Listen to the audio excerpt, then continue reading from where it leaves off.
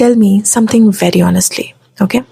तुमने अपने लाइफ के सबसे बड़े डिसीजंस जैसे कि शादी, करियर या फिर अपने सपने कितनी बार सिर्फ इसलिए बदले क्योंकि तुम अपने अपनों के आईज में डिसअपॉइंटमेंट नहीं देखना चाहते थे, वो निराशा नहीं देखना चाहते थे कि तुमने उनके अकॉर्डिंग डिसीजंस नहीं लिए।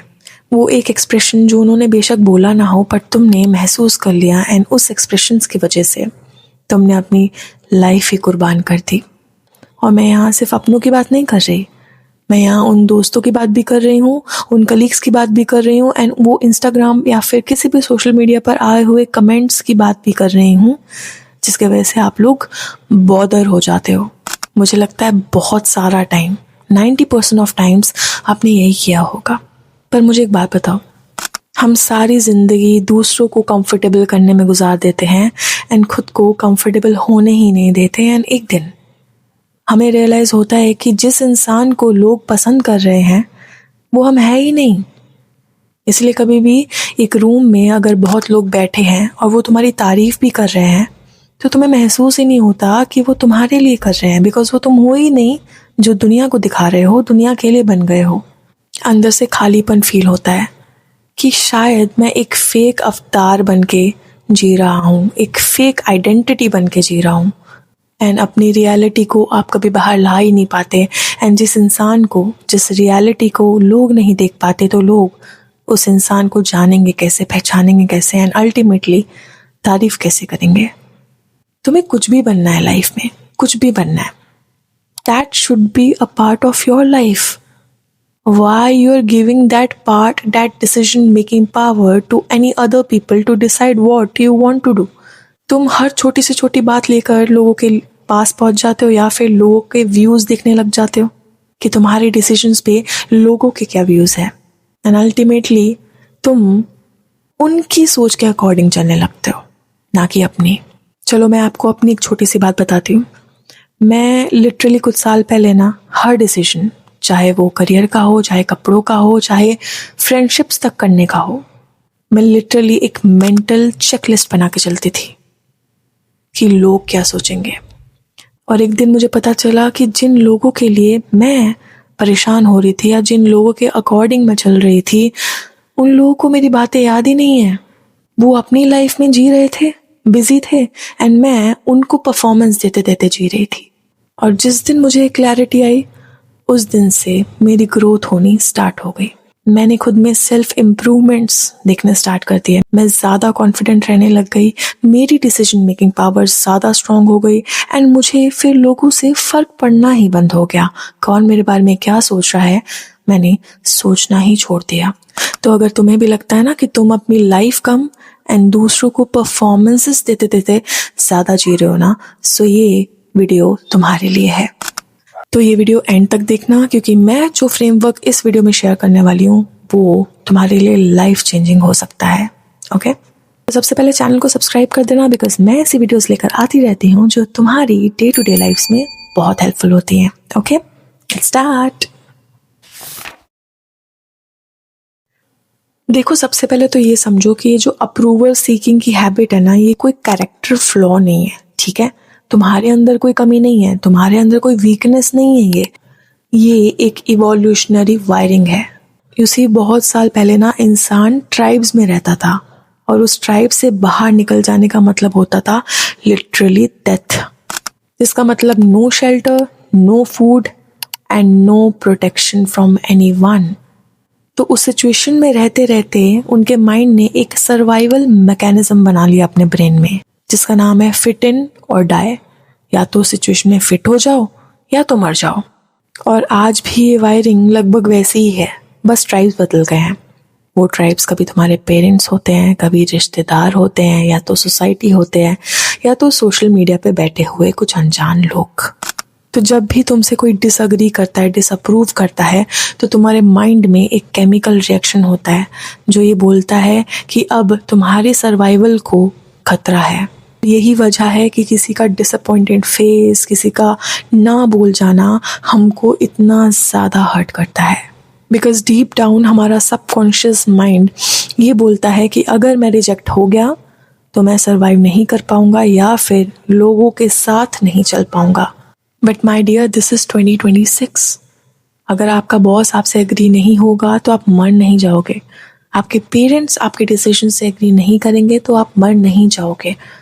तो सबसे पहला स्टेप है ये समझना कि ये जो फीलिंग है ये रियल थ्रेट नहीं है, ये एक आउटडेटेड अलार्म है जो बस गलत समय पे बज रहा है। चलो इसको थोड़ा और सिंपल बनाते हैं, ठीक है। एक सीन विजुअलाइज करते हैं। मान लो तुम्हें एक बहुत ही अच्छी अपॉर्चुनिटी मिली है, ओके। तुम्हें कुछ नया आइडिया है या बिजनेस आइडिया है या नया तुम्हें कोई रास्ता मिला है, ओके।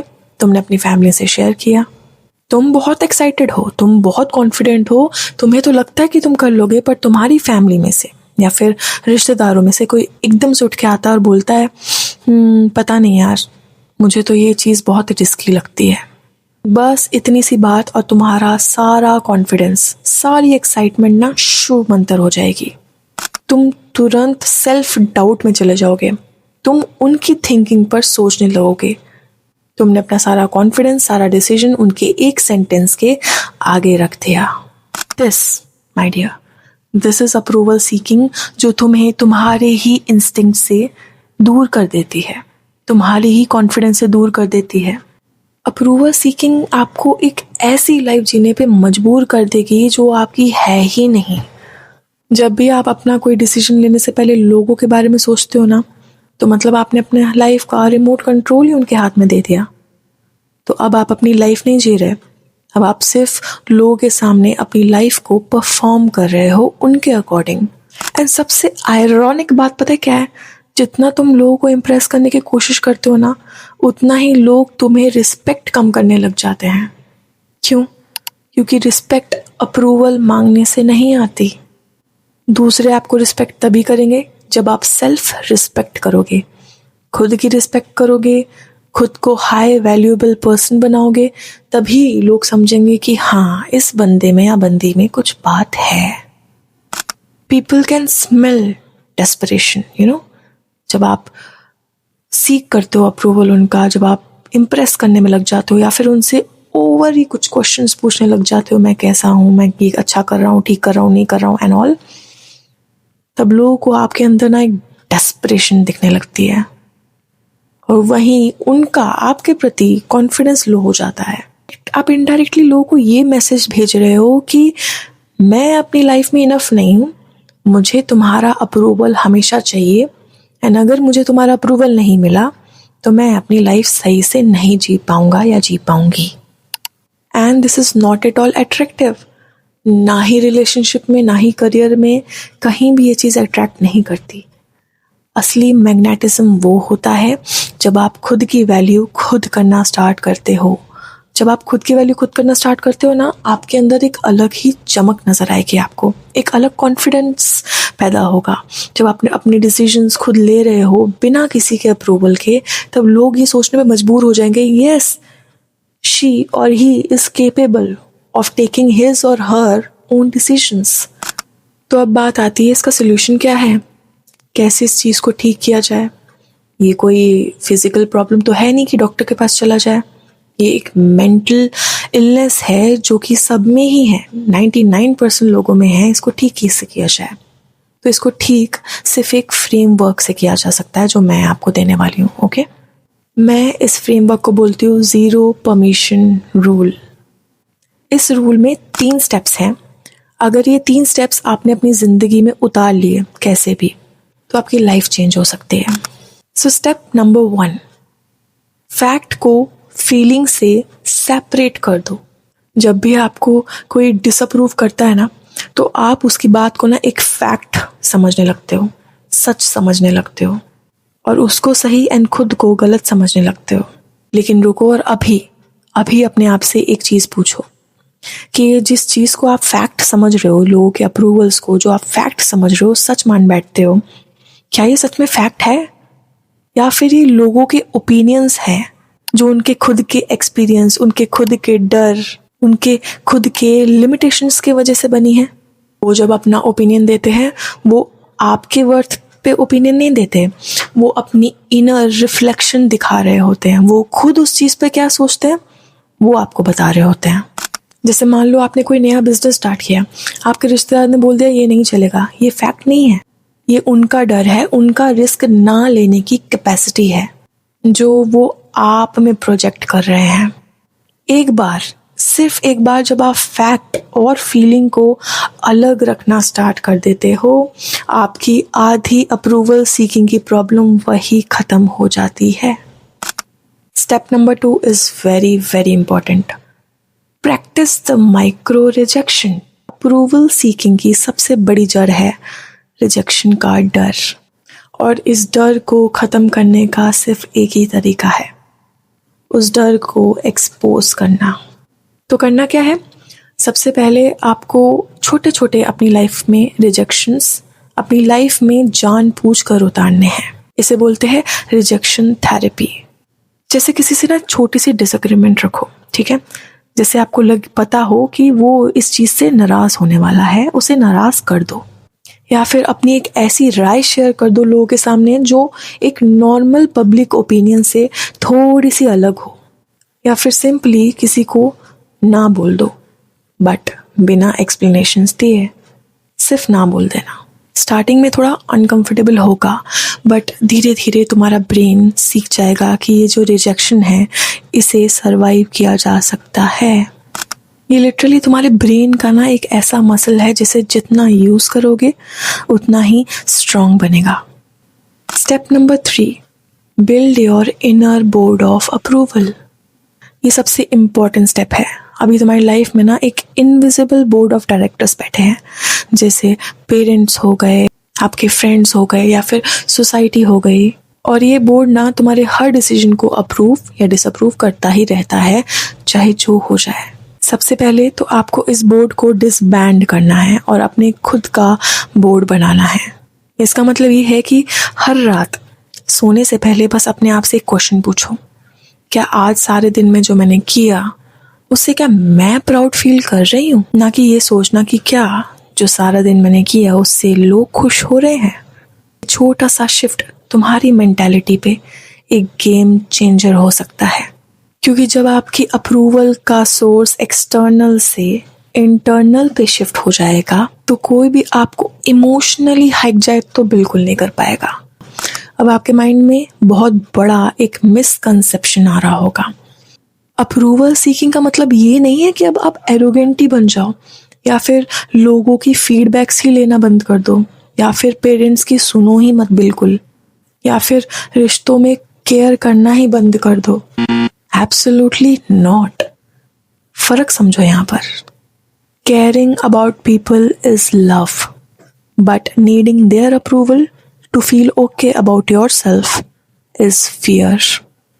आप अपने पेरेंट्स की एडवाइस ले सकते हो, उनको सुन भी सकते हो, बट बिना किसी डर के कि अगर उन्होंने या फिर मैंने उनकी एडवाइस नहीं मानी तो शायद मेरी लाइफ खतरे में है। आप अपने पेरेंट्स की एडवाइस सुन भी सकते हो, उनको मान भी सकते हो अगर वो सही हैं तो, बट बिना डरे कि अगर उन्होंने अप्रूव नहीं किया तो मैं गलत हूँ।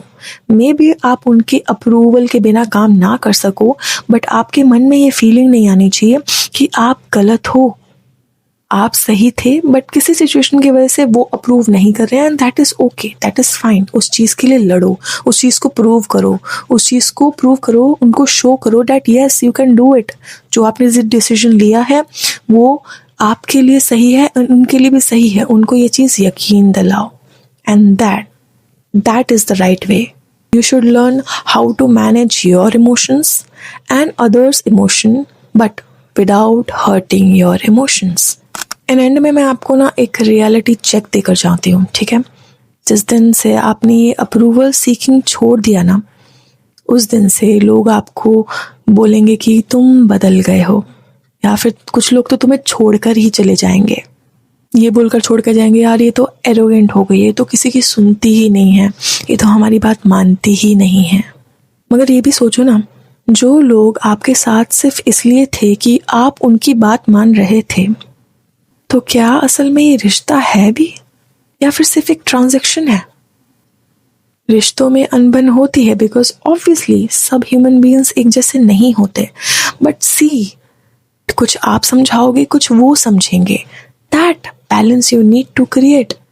बट अगर बोलोगे कि मैं बिल्कुल ही खुद को डाउन कर दूँ, हर बात पे खुद को ही कल्प्रिट समझने लगूँ, हर बात पे खुद को ही कोसने लगूँ, तो no, this is not good for your mental health. And अगर तुम्हारी मेंटल हेल्थ ही अच्छी नहीं होगी तो लाइफ कैसे जियोगे अपनी। बात याद रखो, जिस दिन तुम खुद को अप्रूवल देना सीख जाओगे ना, उसी दिन से तुम्हें किसी के अप्रूवल की ज़रूरत पड़ेगी ही नहीं। अपनों की बात मानो, बट उनको भी अपनी बात समझाने के योग्य हो जाओ। That is what I want to make you understand. खुद को बिल्कुल ही लेट डाउन करके दूसरों की बात मान लेना is not at all a solution.